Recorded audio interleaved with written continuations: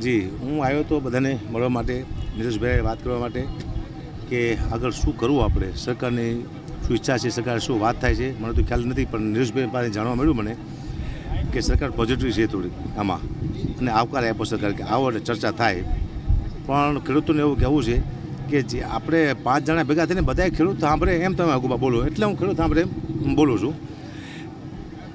કે આપણે અહીંયા જઈ અને પાછા આવીને કંઈ ન થાય એવું નહીં, આવું ખેડૂતોને કહેવું છે. એક જ ધકે કામ પતી જાય. જે અમારી માગણી છે પરિપત્રમાં એને લેખિત આપવામાં આવે, લેખિત આપે એટલે વાર્તા થાય પૂરી, એટલે અહીંયા ઉપવાસ આંદોલન પૂરું થાય. પણ મને પૂરો વિશ્વાસ છે સરકારનો કે સરકાર ચોક્કસ આ આંદોલનને પૂરું કરવામાં સહાય કરશે અમારી, કારણ કે 7 દિવસ થઈ ગયા છે આજે. કોઈ એકાદો ખેડૂતને તકલીફ પડે, કોઈ ઓછું થઈ જાય એને પહેલાં સરકાર માંગ પૂરી કરી દેશે એવો વિશ્વાસ છે. અને મેં હવે આ ઝંડો પકડ્યો છે તો હું આજીવનનું ખેડૂત સાથે છું. મેં બધું ધ્યાન રાખ્યું, ધંધાનું આ તે, પણ બધું એક બાજુ મૂકી દીધું છે. હવે ખેડૂતની હારે રહેવું છે. ખેડૂતનું આ એક જીવનમાં મને એક મોકો મળ્યો છે સારું કામ કરવાનું, અને મને 2 દિવસ સારી ઊંઘ આવે છે. મેં પહેલી વાર એક સારું કાર્ય કર્યું, ખેડૂત માટે લડ્યો એમ. અને અહીંયા કોઈ રાજકીય નેતા નથી, એટલે મને બહુ મજા આવે છે. માત્ર ખેડૂતો જ છે. રાજકીય નેતા એટલે હું તો હાલતો થયો ઊભો થઈને આવ્યા, કારણ કે આ અમુક એવા માણસો આવે છે જે ખેડૂતની દિશા ભટકાવી દે છે. સરકારને કંઈક કહે છે, ખેડૂતને કંઈક કહે છે, અને બેનું સમતોલ થવા નથી દેતા, ખેડૂતનું અને સરકારનું એવું થાય છે. એટલે એવું ન થાય એટલે માત્ર ને માત્ર ખેડૂતો જ્યારે 5 જણા કમિટી નક્કી કરશે જવાની, આજ જઈ અથવા કાલે જઈ, ત્યારે હું સાથે રહીશ. હું ખેડૂત વાત કરશે, હું સાંભળીશ, અને યોગ્ય માંગ હશે અને હું બોલીશ તો ખેડૂતના ફેવરાન જ બોલીશ. પણ સરકાર પોઝિટિવ છે એવું મને લાગી રહ્યું છે, અને સરકાર જો આ કાર્ય કરી નાખે, જે માંગ છે પૂરી કરી નાખે, તો હું સરકારનો બહુ આભાર માનીશ. અને સરકારની ફરજમાં આવે છે ખેડૂતો રોતો હોય તો એને આહુડા લોવા, અને એવું લાગે છે ખેડૂત સરકાર આહુડા લોવા માટે તૈયાર છે એવું મને લાગી રહ્યું છે. કારણ કે સરકારને આવકાર છે કે આપ આવોનો મતલબ કંઈક સારી વસ્તુ થવાની છે, એટલે કે સરકાર આવકાર ન આપે.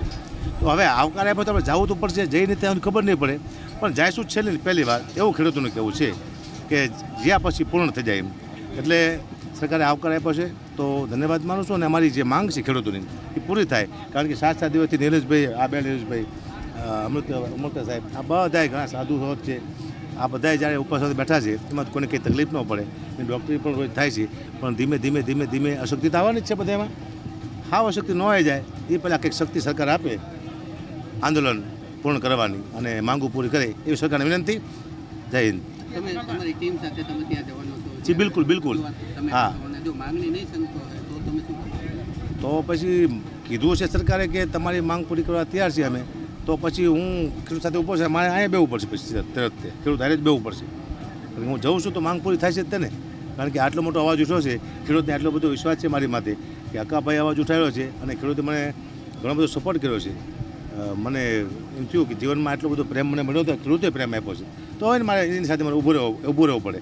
હું આગળ પાછું થઈ ન શકું, થવું હોય તો ન થઈ શકું, થવું તો એમ થાય કે ભાઈ દુનિયામાં આમ થાય, એક આંટો પડ્યો આપણે. એટલે મારું જીવન આંટો અહીંયા આવ્યો છે, સુધાર લેવો આંટો, એટલે માટે હું બોલ્યા પછી ફરતો જ નથી ભાઈ, મારો નિયમ છે.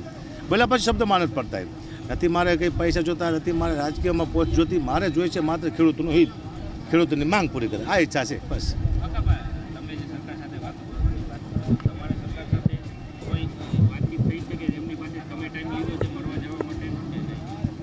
ખેડૂતોને વારંવાર કહેવામાં આવે છે, અને મારી ઈચ્છા એવી છે, મેં પણ કીધું હતું સરકારને, સરકાર કે હું આવું છું અહીંયા આગળ, તો આપ ચોક્કસ અમારી માંગ પૂરી કરજો, એટલે બાંધી લો એમ. સરકાર પોઝિટિવ છે એવું લાગે છે મને, હોય 100%. એટલે જ્યારે કમિટી નક્કી કરે એટલે હું એમની સાથે જ જઈશ. જેવી કંઈ ખેડૂતને મજા ન આવી, અપમાન જેવું લાગ્યું, એટલે તરત, હજી આંદોલન પૂરું તો થયું નથી, અહીંયા લેખિત આપી દે છે, એટલે અહીંયા આંદોલન પૂરું થાય છે. પણ લેખિત દેવામાં થોડીક સીધું તો લેખિત નહીં, એમાંથી સચિવ બે છે, કલેક્ટર બે છે, અને પૂરેપૂરું લખાણ કરવું જોઈએ, સાથે થોડી વાર લાગશે, પણ લેખિત આવશે એટલે આંદોલન પૂરું થાય છે.